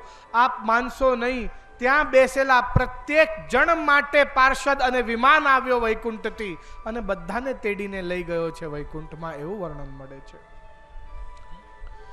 અહીંયા 6 અધ્યાયની અંદર આપણને વર્ણન પ્રાપ્ત થાય છે કે શ્રીમદ ભાગવતની સ્થાપના, શ્રીમદ ભાગવતની પૂજા, શ્રીમદ ભાગવત શ્રવણની વિધિ કેવી, નિયમો બતાવ્યા છે ઘણા બધા. પણ મારું એવું મત છે કે આપણાથી જેવા નિયમ સરળતાથી પાલન થાય એવા જ નિયમ પાલન કરવા. આપણને મોક્ષ જોઈતો નથી. શ્રીમદ વલ્લભાચાર્યજી ભાગવતનું ઉત્તમ ફલ ભક્તિ માને છે, તો તેના માટે આપણને બહુ કઠિન નિયમ પાલન કરવાની જરૂર નથી. પણ હા, આ 7 દિવસ જો આપનાથી સાત્વિક ભોજન, સાત્વિક રહન સહન, સાત્વિક સંવાદ, અન્યથા વાણી ન બોલવી, જો આવું જો અમુક નિયમ જો પાલન થતા હોય તો નિશ્ચિતપણે આવા નિયમોના પાલન કરતા અને શ્રીમદ ભાગવતનું શ્રવણ કરવું. ઇતિ શ્રીમદ ભાગવત મહાપુરાણ મહાત્મ્ય સંપૂર્ણમ. આજની કથાને અહીંયા જ વિરામ કરતા આપ સૌ ભગવદીય વૈષ્ણવો માટે ટોકનથી મહાપ્રસાદ એટલે અલ્પાહારની વ્યવસ્થા અહીંયા ઉપલબ્ધ છે. નાનકડું ટોકન છે, બહુ એવું વિશેષ નથી. તેની સાથે સાથે જેટલી પણ વિશેષ જાહેરાતો હોય તે અહીંયા હું વિદ્યમાન જે અમારા એમઓસી છે તેમને હું માઇક સંભાળવા માટેનું હું કહીશ કે આગળના બધા જ કાર્યક્રમોની માહિતીઓ એ આપતા રહે. મારે આપ સૌને જણાવવાનું છે, આગળ વિશેષ માહિતી તો આપને વૈષ્ણવ બધા આપશે જ, પણ મારે આપને વિશેષ કરીને જણાવવાનું છે કે ભગવદ કૃપાથી જે અહીંયા પ્રભાત સોસાયટીમાં જે અમારા માથે જે બાલકૃષ્ણ પ્રભુ અને શ્રી ગોવર્ધનનાથ પ્રભુ જે બિરાજી રહ્યા છે, તેમને વડોદરામાં બિરાજતા 40 વર્ષ જેવું થયું. પહેલાં દુધેશ્વરમાં બિરાજતા હતા અને પછી અહીંયા પ્રભાત સોસાયટીમાં બિરાજ્યા. તે પહેલાં કામવનમાં તો આપ અહીંયા પધાર્યા એના 40 વર્ષ પહેલાં ત્યાં પધારી ચૂક્યા હતા કામવનમાં, બરાબર છે. આન્યોરથી આ પ્રકટ થયેલા. અને જે બાલકૃષ્ણ પ્રભુ છે એ તો નિજ વાર્તા ગુરુ વાર્તામાં જે ડોશીની વાર્તા આવે છે, શ્રીમદ વલ્લભાચાર્યજીની સેવિકા થઈ ડોશી અને એને લાલન પધરાવી આપ્યા અને પેલી એને જોડે જ લાલન ફરતા ને પેલા બિલાડીથી બીતા, એ લાલન અહીંયા શ્રીમદ વલ્લભાચાર્યજીના નિધિ એ અહીંયા બિરાજે છે. પણ વસ્તુતઃ મૂળ વાત એવી છે કે હવે આ હવેલી જે છે એ જીર્ણોદ્ધાર માગે છે. એને અમુક જગ્યાએથી લીકેજ છે, અમુક જગ્યાએથી એને જીર્ણોદ્ધારની જરૂર છે. તો આ બધાનો જો સહયોગ મળશે તો આ હવેલીમાં થોડુંક મરમ્મતનું કામ, થોડું જીર્ણોદ્ધારનું કામ એ થઈ શકશે. એટલે અહીંયા કાર્યાલય સ્થાપિત કરવામાં આવ્યો છે. જેને જે કાંઈ યોગદાન કરવું હોય તે અધિકારીજીનું સંપર્ક કરી અને આપની ભેટ આ હવેલીના પુનર્નિર્માણ અને જીર્ણોદ્ધાર માટે આપ અહીંયા સંપર્ક કરીને પોતાની ભેટ પધરાવી શકશો. આટલું જ કહીને મારા અલ્પ વક્તવ્યને, આજના પ્રસંગને હું અહીંયા જ વિરામ આપી સપ્તમ નિધિ શ્રી મદન મોહન પ્રભુ, શ્રી બાલકૃષ્ણ પ્રભુ, શ્રી ગોવર્ધનનાથજીના ચરણોમાં એવં શ્રીમદ વલ્લભાચાર્યજીના ચરણોમાં મારા વક્તવ્યને સમર્પિત કરું છું. આવતીકાલે કથા સમયથી પ્રારંભ થઈ જશે. 3 વાગ્યા, 3:15 વાગ્યાનો સમય રહેશે. મનોરથી પરિવાર 15-1 મિનિટ પહેલાં આવીને ભાગવતજીનું પૂજન કરી લેશોજી. જેના પોથી પૂજન હોય એ 15 મિનિટ પહેલાં જ આવીને કરી લેશો, જેથી કથા સમયથી પ્રારંભ થઈ શકે અને કથાની અંદર કોઈ પ્રકારનો વ્યવધાન આવે નહીં. આટલું જ કહીને મારા વક્તવ્યને વિરામ આપું છું અને આપ માઇકને સાચવશોજીને આગળના એનાઉન્સમેન્ટ કરશો. આજે અહીંયા ઠાકોરજીનો સુંદર મનોરથના દર્શન બી છે, એટલે એ કરીને ને પછી આપ અલ્પ જે પણ નાસ્તા જેવું રાખ્યું છે એ ગ્રહણ કરીને અને પછી જ આપ આપના ઘર તરફ પ્રયાણ કરશો. જી બોલો શ્રી વલ્લભાધીશ કી જય. હાજી, અહીંયા અનાઉન્સમેન્ટ થાય તે પછી મનોરથી પરિવાર દ્વારા કથાની આરતી થશે અને કથાની આરતી પછી ઠાકોરજીના દર્શન ખુલશે.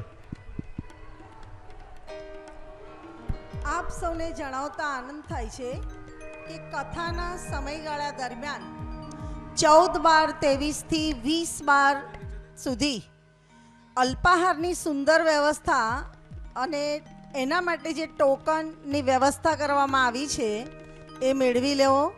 દરરોજ ઠાકોરજીના જુદા જુદા દર્શનનો સુંદર લાભ કથા વિરામ બાદ મળશે.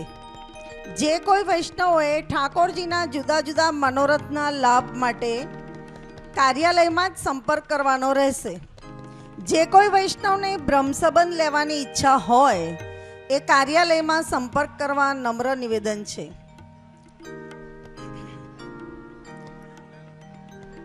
આરતી માટે મુખ્ય મનોરથી, સહમનોરથી, આજના ઠાકોરજીના મનોરથી અને ઉપસ્થિત મહાનુભાવને સ્ટેજ પર આવવા માટે નમ્ર નિવેદન.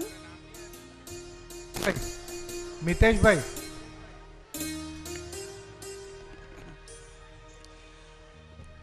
આજના મુખ્ય મનોરથી આપણા પરમ ભગવદીય કમલેશભાઈ તથા ટીનાબેન, સહમનોરથી નૈનાબેન, સુકીર્તિભાઈ, સમીરભાઈ ગજ્જર, બાલુભાઈ દેસાઈ. वल्लभ वर की कीजे अपनो जन्म सुफल कर लीजे. आरती वल्लभ वर की कीजे अपनो जन्म सुफल कर लीजे. दैवी जन के कारण आए साथ श्री गोवर्धन नाथ जिलाए.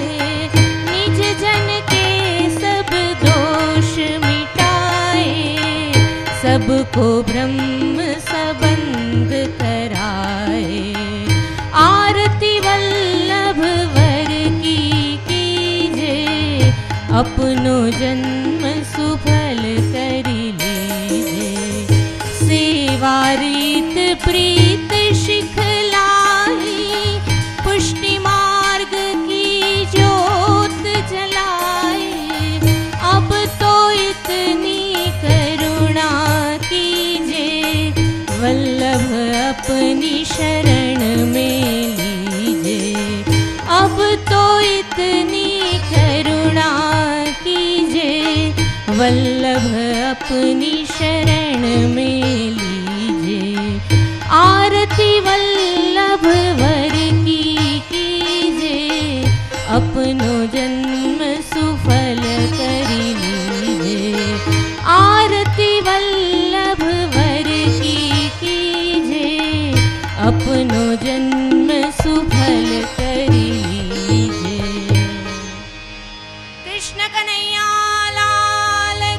જય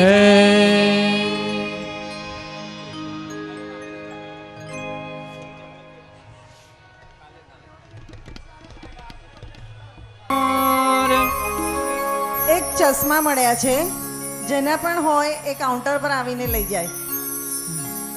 બોલત મોર સુહાયે જહાં તહાં બોલત મોર સુહાયે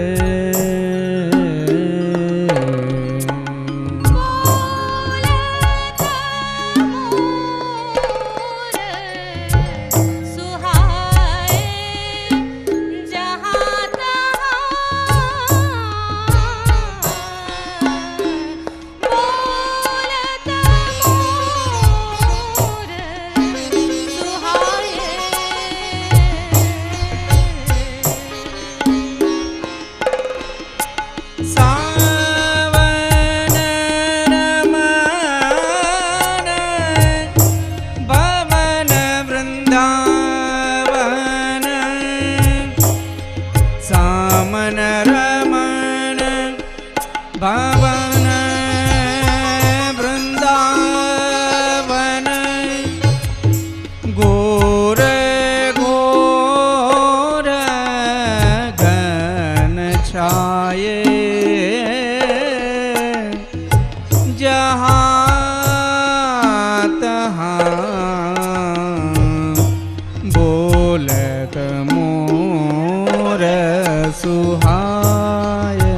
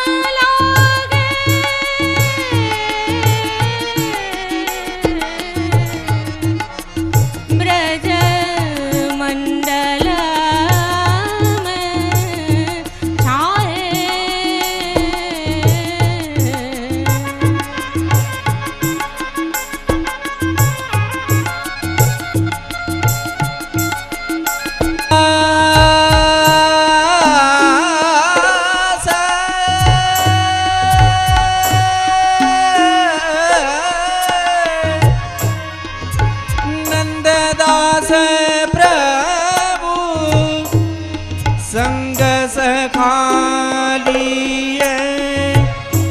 કુંજન મુરલી બજાયે જહાં તહાં બોલત મોર સુહાય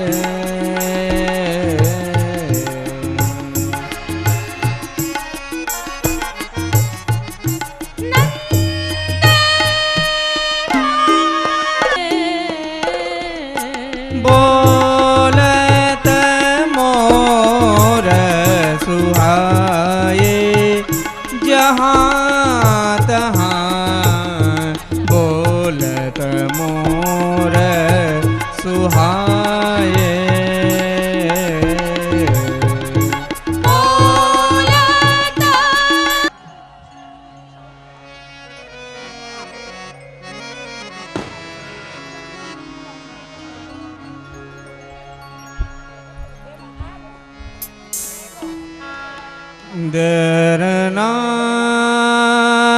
દરના એ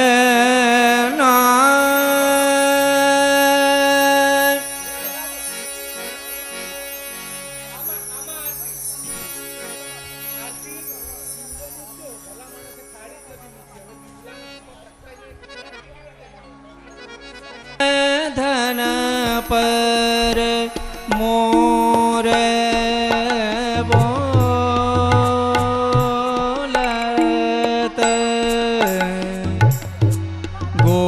ગોવર્ધન પર મોર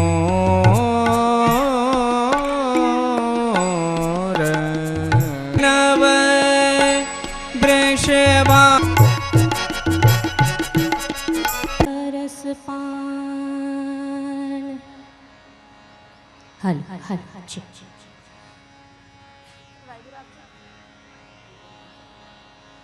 સૌંદર્યમ નિજરદગતમ પ્રગટિતમ સ્ત્રી